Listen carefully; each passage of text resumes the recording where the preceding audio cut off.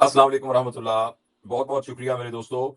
میں بس تھوڑا سا آپ کو یہ بتانا چاہتا ہوں کہ ہماری سیریز کا مقصد یہ ہے کہ ہم سب بحیثیت پاکستانی اپنی ذمہ داری کو پہچانیں.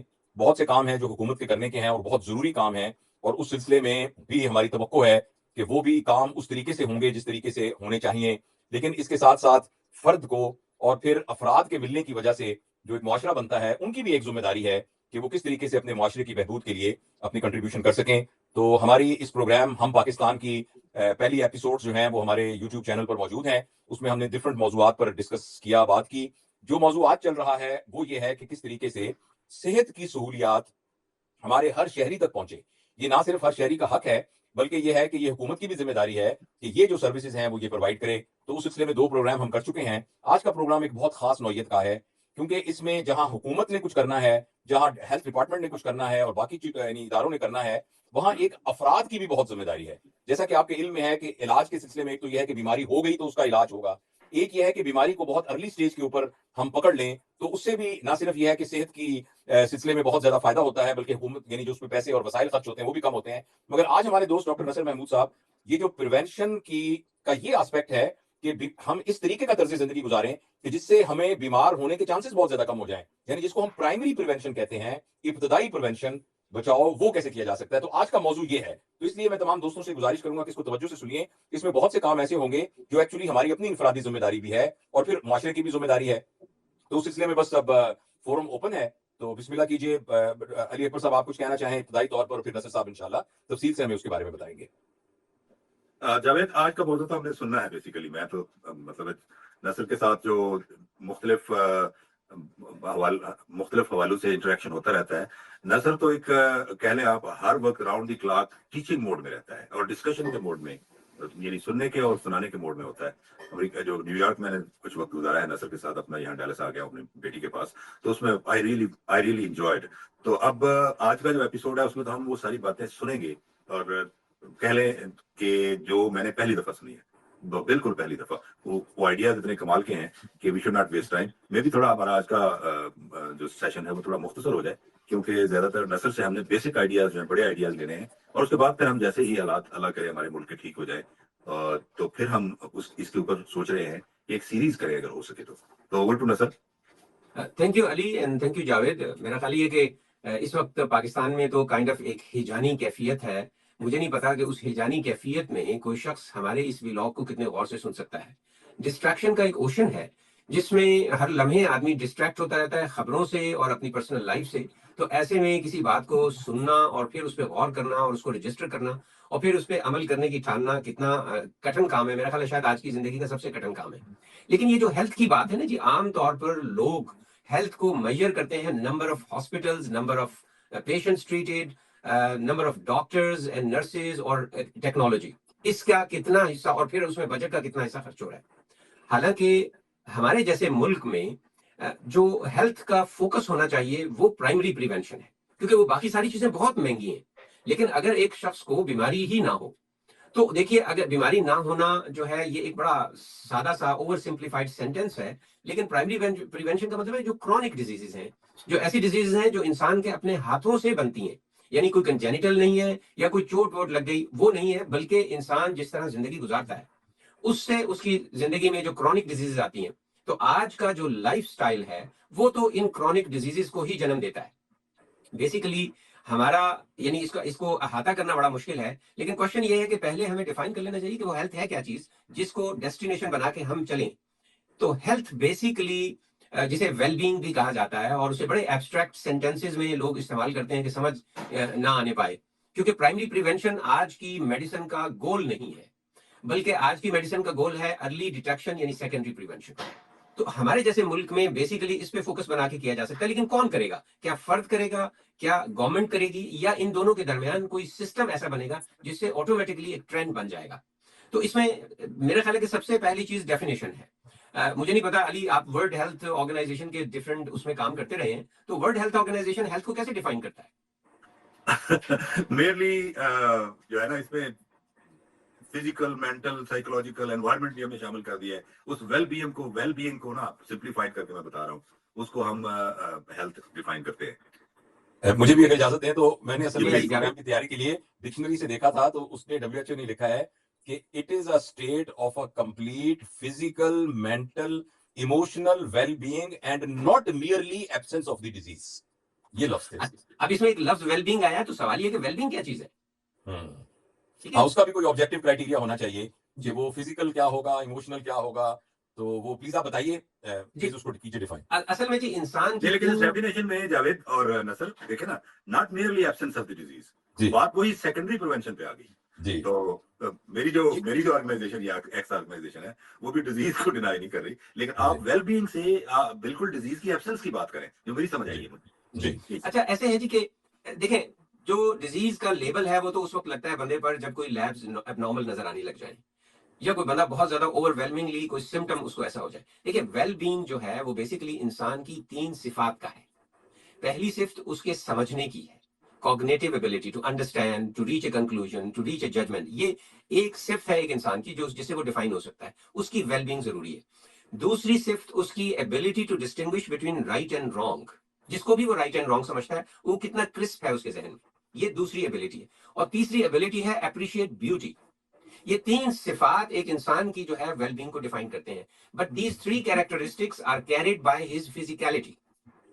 اب یہ جو فزیکلٹی ہے، اگر آپ ویل بینگ صرف اس باڈی کو کہتے ہیں تو آپ کی ability to understand, ability to distinguish between right and wrong اور ability to appreciate beauty یعنی خوبصورتی کو آپ سمجھ سکتے ہو، اپریشیٹ کر سکتے ہو، وہ کند ہیں، وہ زیرو ہیں، اور آپ کی باڈی بہت شاندار ہے، تو یہ ویل بینگ نہیں ہے. اب اس میں یہ جو فزیکلٹی ہے ہماری، یہ یا تو ہماری اس ویل بینگ کو فیسیلیٹیٹ کرتی ہے یا اس کا بیریئر بنتی ہے. ہماری ساری میڈیسن فزیکلٹی پر مشتمل ہے. تو ایک تو یہ انڈرسٹینڈ کرنے کی بات ہے کہ یہ ویل بینگ جو ہے اصل میں انسان کی ان 3 صفات کی ویل بینگ ہے، لیکن جسم اس میں یا تو رکاوٹ بنے گا یا اس میں فیسیلیٹیٹ کرے گا. تو ایک تو یہ کہ پرائمری پریونشن کا جو پروگرام ہے جو بھی بنایا جائے اس میں ان تینوں کو رکھا جائے.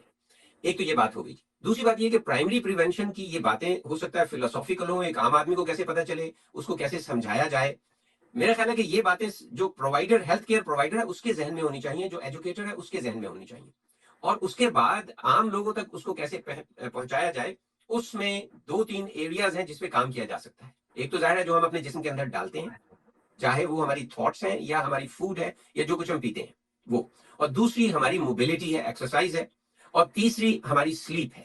ان تینوں کا combination actually primary health, primary prevention آپ کو پرووائڈ کر سکتا ہے. سوال یہ ہے کہ عام لوگوں تک یہ بات کیسے پہنچائی جائے.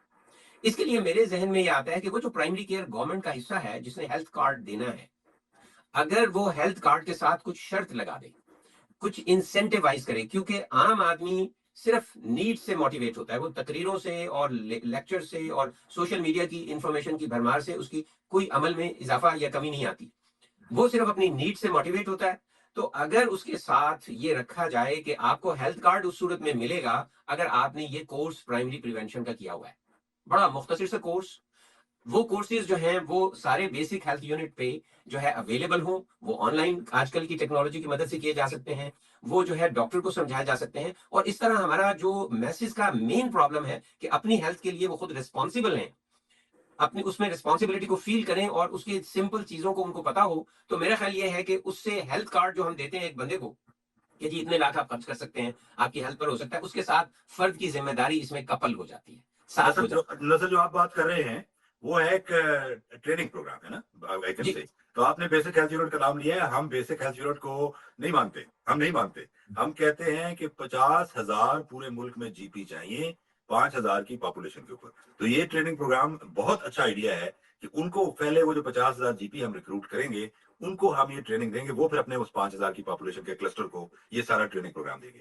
بہت زبردست ایسے ہی ہے جی، بہت زبردست جی. تو جی پی کے ساتھ یہ اٹیچ ہو جائے کہ جہاں اس کی اور کوالیفیکیشن ہم دیکھ رہے ہیں، کیا اس جی پی نے یہ بیسک پریونشن کا کورس کیا ہے اور اپنے جتنے بھی اس کے کلائنٹس ہیں ان کے لیے وہ بندوبست کر کے ہمیں دکھائے، جہاں اس کے اور اخراجات ہونے ہیں اس میں سے یہ اخراجات بھی شامل ہو جائیں تو وہ ایلیجیبل ہو سکتا ہے جو ہے یہاں جی پی بننے کا، اور اس کی ٹریننگ کا یہ ایک لازمی حصہ ہو سکتا ہے. اور یہ جاوید بتا انسینٹیو سکتا ہے جو ہے نا جس کو- ہاں جی، اور یہ انسینٹیو نہ صرف جی پی کے لیے نہیں، اپنا इंडिविजुअल के नहीं लिए नहीं होगा, जो क्लाइंट है कह ले उस जीपी का, बल्कि ये जीपी के लिए इंसेंटिव होगा कि फिर पेशेंट कम बीमार होंगे और उसके पास कम आएंगे, और उसको हम जो दे रहे हैं 1,000 रुपया हर साल का एक मरीज के लिए, वो एक सेहतमंद बंदा होने की वजह से वो उसकी बचत होगी, तो वो उसको बड़ी खुशी से लेगा इस प्रोग्राम को। प्लीज गो अहेड, सॉरी मैं बीच में। नहीं, ये जावेद इसमें बता सकते हैं कि एजुकेशन से मुतालिक हम सब में हाँ। सबसे ज्यादा एक्सपीरियंस तो जावेद का है कि बिल्कुल। वो इसको कैसे देख रहे हैं इस चीज को। जी बिल्कुल, ये मेरा तो ख्याल ये है कि इसको हम थोड़ा सा एक मूवमेंट को और आगे बढ़ाकर हमारा जो हमारा एमबीबीएस का कैरिकुलम है और हमारा जो नर्सिस का कैरिकुलम है और पैरामेडिक्स का कैरिकुलम है, उसके अंदर इसको इंक्लूड करने की जरूरत है, ताकि जब हमारा डॉक्टर पास आउट होकर बाहर जाए तो वो उसको मालूम हो कि actually concept of primary prevention है क्या चीज। तो बिल्कुल सही है। आई थिंक इसको एज एक तहरीक के तौर पर लेना पड़ेगा, और मेरा ख्याल है कि एक मुल्क की पॉलिसी के तौर पर लेना पड़ेगा। मुझे इत्तेफाक हुआ है इस दफा की हमारी सार्क सर्जिकल कॉन्फ्रेंस भूटान में थी, तो वो किसी वजह से वीजा नहीं हो सका, लेकिन चूंकि मैं उसको फॉलो कर रहा था तो मुझे पता लगा कि भूटान में एक मिनिस्ट्री है और उस मिनिस्ट्री का नाम है मिनिस्ट्री ऑफ हैप्पीनेस, और जो एक सीनियर मिनिस्टर होता है वो मिनिस्ट्री ऑफ हैप्पीनेस का मिनिस्टर होता है। और जब भी कोई प्रोजेक्ट, चाहे वो सड़क बनानी हो, चाहे वो किसी किस्म का और प्रोजेक्ट हो, जो किसी दफ्तर में आपने कोई भी हायरार्की चेंज करनी है, तो मिनिस्ट्री ऑफ हैप्पीनेस के थ्रू जाता है कि इस एक्ट के करने से लोगों के हैप्पीनेस के लेवल में, तो आप हैप्पीनेस को आप वेलनेस के साथ भी इक्वेट कर सकते हैं। और मुझे पता लगा है कि भूटान से असर लेकर यूएई ने भी एक डिपार्टमेंट बनाया है जिसका नाम है डिपार्टमेंट ऑफ हैप्पीनेस, और जिसमें वो ये कहते हैं कि जो भी हम प्रोजेक्ट करने जा रहे हैं उसका इंडिविजुअल की वेलनेस के ऊपर कितना इफेक्ट होता है। तो इसकी प्रेसिडेंसीज जो है ना हुकूमती लेवल पर मौजूद हैं। बेसिकली हमें जरूरत है कि ये जैसे हमारी एक पॉलिसी होती है ना, ये हमारा एक main ethos of the health है। इथॉस ऑफ द हेल्थ ये है कि हमने हर शहरी को एक हेल्थ की सहूलतें फराहम करनी है, और इनमें से टॉप की सहूलत वो अवेयरनेस है जो कि प्राइमरी प्रिवेंशन के लिए चाहिए। लिहाजा एक शख्स जो है उसको कितने, हमारी आइंदा ये बजट बनेगा कि पार्क कितने होने चाहिए, जिम कितने होनी चाहिए, और हमने कौन कौन सी चीजें बैन करनी है, कौन कौन सी खाने की चीजें बाजार में नहीं मिलेंगी, कौन कौन सी चीजें ये होंगी। तो इस तरीके से एक पूरी की पूरी जो हमारी एक paradigm of the thought of the health है, उसको चेंज करने की जरूरत है हुकूमती सतह पर। और मैं ये समझता हूं कि अगर हम अपने एजुकेशन के अंदर, और इसको मैं इंशाल्लाह आप लोगों से गाइडेंस लेके, जो कॉलेज ऑफ फिजिशियन सर्जन और उसके थ्रू उसकी क्या प्रैक्टिकल शक्ल हो, जिस पर हम प्राइमरी प्रिवेंशन को लोगों के पार्ट ऑफ द कैरिकुलम बना सकें, तो उस पर बात की जाए। अच्छा जावेद, ऐसे है कि जैसे मुश्ताक यूसुफी ने कहा है कि किसी चीज में लोगों की इंटरेस्ट खत्म करनी हो तो उसे निसाब में दाखिल कर लिया जाए। जी जी हमें वो बड़े बड़े शायरों की खूबसूरत शायरी हमने जब निसाब में पढ़ी तो लोगों की इंटरेस्ट उसमें खत्म होगी। नहीं, मेरा ख्याल है कि इसमें कोई नहीं है कि एटलीस्ट पढ़ लेते हैं। वैसे हमारा एक सब्जेक्ट पूरा का पूरा होता है पब्लिक उसका, जिसको जी, कम्युनिटी मेडिसिन और मेडिसिन का। पब्लिक हेल्थ में है। तो वो जी उसके अंदर इस कॉन्सेप्ट को इस तरीके से डाला जाए कि हमारा जो डॉक्टर पास आउट होता है, मैं आपको यकीन से कहता हूं, आज भी मैं एक मेडिकल कॉलेज में गया था, प्राइवेट मेडिकल कॉलेज में, सीरत नबी कॉन्फ्रेंस में। तो मैं आपको बहुत ही जिम्मेदारी से ये कह रहा हूं कि अगर आप फाइनल ईयर के स्टूडेंट से पूछेंगे ना कि प्राइमरी प्रिवेंशन क्या है, तो वो यही कहेंगे कि स्क्रीनिंग करनी चाहिए हमें सीए ब्रेस्ट की, और वो यही कहेंगे कि हमें ऑकल्ट ब्लड देखना चाहिए कि सीए रेक्टम हुआ है कि नहीं हुआ। तो आई थिंक ये जिस तरह हम प्राइमरी प्रिवेंशन को रियल प्राइम के, यानी डिजीज से पहले पहले, अब जो आपने सारा तफसीलात बताई, दोहराने की जरूरत नहीं है। जी तो मेरा ख्याल है कि इस कॉन्सेप्ट को सीखने की जरूरत है, मासेस को भी सिखाने की जरूरत है, और जो हेल्थ प्रोफेशनल्स हैं उनको तो खैर उसमें ट्रेन करने की जरूरत है। जी। अच्छा, मैंने इसमें ना जी एक प्रोग्राम बनाया था मेंटेनेंस ऑफ वेलबींग, और उस हम्म, मेंटेनेंस ऑफ वेलबींग के मैं 10 सेशंस देता था जो लोग भी इंटरेस्टेड होते थे, और उसमें मैं उनको थोड़ी सी एक्सरसाइजेस जो हार्डली 15 मिनट लगते हैं, जिसमें मैंने मार्शल आर्ट्स, फिजिकल थेरेपी, जो योगा, इन सब चीजों को मिला के एक सिंपल सा प्रोग्राम बनाया था जो हर आदमी कर सकता है। और उसके साथ मैं 5 मिनट की गुफ्तगू करता था इन तीनों में से एक सब्जेक्ट पर, डाइट, एक्सरसाइज, वो बेसिक प्रिंसिपल्स। 10 सेशन से पहले एक शख्स के सारे हेल्थ पैरामीटर्स ले लिए जाते हैं, उसकी लैब स्टडी कर ली जाती है, उसकी जो है जिसे कहते हैं कि पूरे चीजें जो है वो डिटरमिन कर ली जाती हैं। और उसके बाद मिड, ये 6 वीक्स का प्रोग्राम था, और उस मिड में किया जाता है और एक आखिर में किया जाता है कि अगर उसने 6 वीक्स मुसलसल किया है इस प्रोग्राम की कमिटमेंट के साथ तो क्या रिजल्ट आता है। तो मेरा ख्याल है इसके लिए कुछ साइंटिफिक स्टडीज की जरूरत है कि हजारों जी लोगों ने उस प्रोग्राम को किया हुआ हो, और उसके बाद हम पब्लिश कर सकें कि प्राइमरी प्रिवेंशन पॉसिबल है। क्योंकि ये वाली चीजें, लेकिन इश्यू सिर्फ ये है कि जहां जहां भी हम सोचें कि हुकूमत ने ये करना है, इदारों ने ये करना है, वहां इंसेंटिव देना पड़ेगा इंडिविजुअल को। ठीक है, प्राइमरी केयर को भी एक इंसेंटिव बन जाता है, लेकिन आम आदमी, क्योंकि सेहत तो उसकी है ना जी, आप किसी की हेल्प नहीं कर सकते जब तक कि वो खुद उसके लिए तैयार ना हो। तो पर्सन का इंसेंटिवाइज होना बहुत जरूरी है, और उसके लिए सिर्फ ये नहीं है कि उसके हेल्थ कार्ड में भी फार्मास्यूटिकल, जब वो दवाई लेने जाए तो वहां भी उसकी कुछ हेल्प हो रही हो, कुछ कंसेशन हो रही हो। और हो सकता है किसी जॉब में भी अगर एक शख्स ने ये कोर्स किए हुए हो तो जॉब्स वालों को भी हम अप्रोच कर सकते हैं, कारपोरेशंस को, कि जो शख्स जो है इस तरह लेकर आता है एक सर्टिफिकेट प्राइमरी प्रिवेंशन का, उसको कुछ स्कोर ज्यादा दे दिया जाए कि वो जॉब ले सके। तो incentive creative, practical incentive create करना असल में इंपॉर्टेंट है प्राइमरी प्रिवेंशन को आगे ले जाने के लिए। और मैं इसका एक इक्वेट करने के लिए एक मिसाल दे रहा हूँ। जैसे पूरे पाकिस्तान में जो हाफिज कुरान होता है उसको 20 नंबर मिलते हैं तमाम मुकाबले के इम्तिहानों के अंदर। तो एक जमाने में ज़ियाउल हक साहब ने ये शुरू किया था। तो यानी हमारे पास प्रेसिडेंस मौजूद है इस बात की कि किसी एक स्टैंडर्डाइज चीज को वो सर्टिफाई करने पर इवन उन शोबों में भी उनको नंबर दिए जाते हैं जहां बेसिकली डायरेक्ट कोई इस्लामिक एजुकेशन के साथ उसका ताल्लुक ना हो। तो क्यों नहीं हम जिस तरीके से ये इस तरह कर सकते हैं तो हम इस तरह कर सकते हैं। अच्छा नसर, मैं ये भी चाहूंगा, अभी 20 मिनट हुए हैं, तो कि इसकी जाहिर है जब हम एक प्रैक्टिकल करने की पोजीशन में होंगे तो हम इसको फर्दर एक टीजर डाउन करेंगे इन तमाम चीजों को। लेकिन जो हमारे सुनने वाले हैं वो ये चाहेंगे कि टेक होम मैसेज के तौर पर आप ये जो तीनों चीजें आपने डाइट और एक्सरसाइज और स्लीप बताया है, तो थोड़ा सा 2-2 मिनट में उसका एक खुलासा जरूर उनको बताएं ताकि उनको एक छोटा सा कुछ टेक होम मैसेज हो, उनको कुछ प्रिंसिपल पता लगे, और फिर बाद की गुफ्तगू में हम उसके बारे में तफसील में भी बता सकते हैं। तो एक सरसरी सा एक आउटलाइन प्लीज जरूर बताइए। जी, असल में जी डाइट जो है उसमें बेसिकली जो हम खाते हैं उसमें हमारे कार्ब्स हैं, प्रोटीन्स हैं। तो मेनली जो स्टडीज, साइंटिफिक स्टडीज आई हैं कि आपके जिस्म के अंदर 10% से ज्यादा एनिमल ओरिजिन फूड नहीं जानी चाहिए। अगर आप 10% से ज्यादा एनिमल ओरिजिन डालते हैं, फर्ज करें आपकी 2000 कैलोरीज रिक्वायरमेंट्स है, तो 200 कैलोरीज तो एनिमल ओरिजिन फूड हो सकती है। अब एनिमल ओरिजिन फूड जो है वो चिकन, गोश्त और मटन, बीफ, मछली, ये सारा शामिल है, लेकिन उसके साथ डेयरी भी शामिल है और अंडे भी शामिल है। अब आप देखिए ये सारा एनिमल ओरिजिन फूड है। प्लांट बेस्ड फूड जो है वो बाकी 90% होनी चाहिए। आइडियल तो ये है डाइट के मामले में। इसके अलावा जो रिफाइंड कार्ब्स है उसको मिनिमाइज किया जाए। पानी जो है वो कम से कम 6 से 8 गिलास जो है वो बॉडी के अंदर जाने चाहिए प्रॉपर हाइड्रेशन के। तो ये तो है कि हम जो कुछ खा रहे हैं ये बेसिक प्रिंसिपल है। इसी तरह हमारी बॉडी एक मैकेनिकल डिवाइस है। अब इसमें जो मोबिलिटी का एलिमेंट है वो सिर्फ ये नहीं है कि आप वॉकिंग प्रोग्राम कर लें, आप जिम में जाके एक्सरसाइज कर लें। असल में उसके कुछ प्रिंसिपल है। मतलब एक प्रिंसिपल है कि आपका कोर स्ट्रांग हो। अब कोर हर वो चीज है जो रिब केज और पेल्विक बोन के दरमियान, जिन्हें लव हैंडल्स कहते हैं, इनके दरमियान जो कुछ वॉल में है आगे पीछे, ये सारा का सारा कोर है। अगर किसी शख्स का ये कोर वीक है और वो जाके जिम में 1 घंटा एक्सरसाइज करता है तो थोड़े अरसे के बाद वो shoulder, elbow, wrist, back pain इनके साथ आ जाएगा। और तीसरा प्रिंसिपल ये है कि कोर स्ट्रांग होने के बाद सेकंड, ये ऑर्डर बड़ा इंपॉर्टेंट है, कोर स्ट्रांग हो, फिर लेग्स स्ट्रांग हो और आखिर में हैंड स्ट्रांग हो। एक और इंपॉर्टेंट प्रिंसिपल यह है कि stretching is more important then strengthening. कि अगर आपने मसल को स्ट्रेच किया है तो हमारा पूरे का पूरा लाइफस्टाइल एक्चुअली हमें कॉन्ट्रैक्टेड मसल्स देता है। तो हमारा हर ग्रुप मसल्स का कॉन्ट्रैक्टेड होता है, शॉर्टेंड होता है, और उसका जो अपोजिट ग्रुप है वो वीक होता है। तो ये जो अंडरस्टैंडिंग है, बेसिक अंडरस्टैंडिंग, एक इंसान को बड़ी आसानी से दी जा सकती है। ये बेसिक प्रिंसिपल्स हैं। सो core strong, lower extremity strong, फिर अपर extremity. Stretching is more important then strengthening. लेकिन लास्ट प्रिंसिपल बहुत ही इंपॉर्टेंट और वो है एरोबिक एक्टिविटी। एरोबिक एक्टिविटी का मतलब है कि आपके बड़े मसल साइकिल्स में चलें, लेकिन वो उसका फायदा उस वक्त होगा जब आप 70 to 85% of maximum heart rate करें।